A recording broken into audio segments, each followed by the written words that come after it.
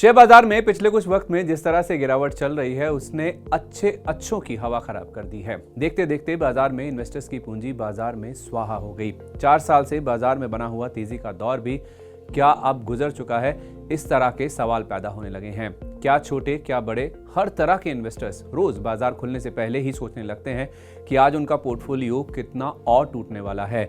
FIIs ने भारतीय share बाजारों में बिकवाली का मोर्चा खोल दिया और इस चक्कर में महज 2 महीने के अंदर ही इन्वेस्टर्स के 50 लाख करोड़ रुपए बाजार में डूब गए। नवंबर में अब तक एफआईआईज 22,420 करोड़ रुपए के भारतीय शेयर बेच चुके हैं। बाजार में हर तरफ मारकाट मची हुई है, लेकिन इस डर और हाहाकार के माहौल में क्या उम्मीद की कोई किरण दिखाई दे रही है? क्या बाजार इसके बाद जल्द ही फिर से गियर बदलने वाला है और तेजी के नए रिकॉर्ड बनने वाले हैं?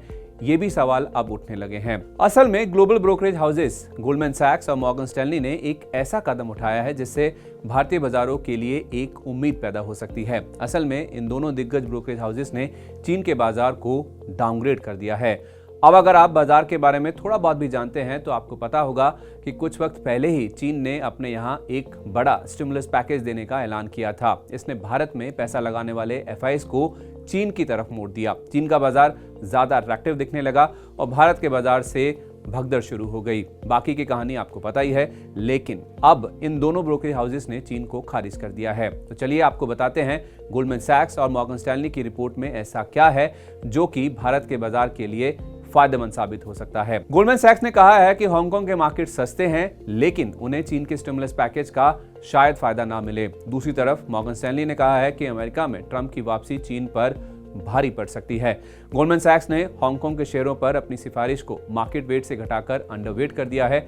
दूसरी तरफ मॉर्गन स्टैनली ने चीन को इक्वल वेट से घटाकर अंडरवेट कर दिया है। मॉर्गन स्टैनली के एनालिस्ट कह रहे हैं कि इकोनॉमी को फिर से खड़ा करने की चीन की कोशिशें और अमेरिका में ट्रंप की वापसी का बाजारों पर बड़ा असर दिखाई दे सकता है। मॉर्गन स्टैनली ने कहा है कि आने वाले वक्त में कॉर्पोरेट अर्निंग्स और मार्केट वैल्यूएशन के सामने कई चुनौतियां आ सकती हैं। हालांकि गोल्डमैन सैक्स मेनलैंड चाइना के शेयरों को लेकर तो बुलिश है, लेकिन उसे लगता है कि हांगकांग की कंपनियों में कमजोरी दिखाई दे सकती है। ये तो बात थी कि कैसे 2 दिग्गज ब्रोकरेज हाउसेस चाइनीज मार्केट को लेकर अपने रुख में बदलाव ला रहे हैं। भारत के लिहाज से देखें तो इसका असर ये हो सकता है कि जो विदेशी निवेशक यानी एफआईआईज भारत के बाजार को छोड़कर भाग रहे हैं, वो एक दफा फिर से अपनी स्ट्रैटेजी पर सोच सकते हैं। एफआईआईज को लग सकता है कि चीन जाने से अच्छा है कि भारतीय बाजारों में ही फिर से पैसा लगाया जाए, क्योंकि हाल के वक्त में भारतीय शेयर बाजारों में अच्छी खासी गिरावट दिखाई दी है। 27 सितंबर के अपने पीक से निफ्टी और सेंसेक्स 10% की गिरावट का शिकार हो चुके हैं।